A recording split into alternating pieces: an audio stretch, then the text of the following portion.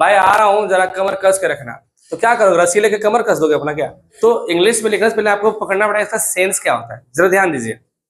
यहाँ पे लिखा हुआ है तुम्हें पढ़ाना और दिल्ली पैदल जाना दोनों बराबर है, दोनों बात एक ही है। अब अगर कोई आपसे कुछ पूछे कोई कि इसको इंग्लिश करना है, तो आप क्या बोलेंगे? वेरी सिंपल है, बोलेंगे कि तुम्हें पढ़ाना इसका इंग्लिश लिखेंगे, दिल्ली उसका इंग्लिश लिखना है, पैदल उसका इंग्लिश लिखना है, जाना उसका इंग्लिश लिखना है। बट इसका ऐसा कुछ नहीं होने वाला है।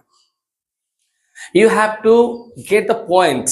आखिर यहाँ पे क्या पॉइंट है, यहाँ पे सेंस क्या काम कर रहा है? यहाँ पे सेंस क्या है कि तुम्हें पढ़ाना और दिल्ली पैदल जाना दोनों बराबर है। इसका मतलब ये हो रहा है कि तुम्हें पढ़ाना बेकार है, तुम्हें पढ़ाना बेकार है, तुम्हें पढ़ाकर कोई फायदा नहीं है, तुम्हें पढ़ाना कोई मतलब नहीं बनता है, तुम्हें पढ़ाना व्यर्थ है। इसीलिए बता रहा हूं भाई, तुम्हें पढ़ाना, तुम्हें समझाना और दिल्ली पैदल जाना दोनों बराबर है। तो समझ में आया?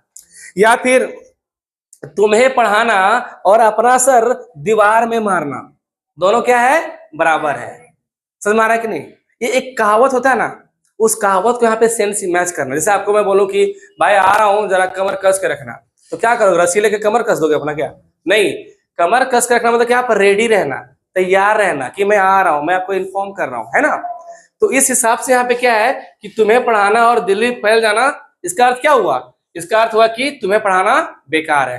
अब एक सेंटेंस आता है, अगर हम बोले कि तुम्हें पढ़ाना बेकार है, इस काम को करना बेकार है, इंग्लिश बोलना बेकार है, इस तरह का सेंटेंस अगर बनाना है तो इसका वेरी सिंपल है, इसका इस स्ट्रक्चर के हिसाब से बनेगा।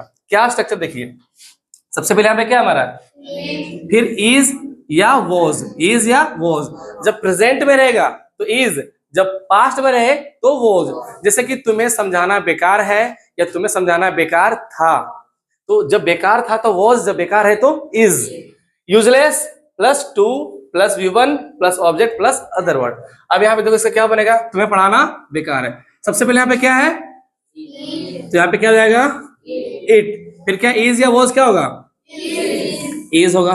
फिर यहाँ पे क्या है, यहाँ पे क्या हो जाएगा, यूजलेस। फिर यहाँ पे क्या हो जाएगा, फिर यहाँ क्या हो जाएगा, क्या है, पढ़ाना का। फिर यहाँ पे क्या है, कुछ है तुम्हें क्या हो जाएगा। फिर यहाँ क्या बच गया, अदर वर्ड। कुछ है तो कुछ नहीं है। अब मैं अगर बोलूं कि तुम्हें पढ़ाना और दिल्ली पैदल जाना दोनों बराबर है, या तुम्हें पढ़ाना बेकार है, तुम्हें पढ़ाकर कोई फायदा नहीं है, इसके लिए क्या होगा, it is useless to teach you.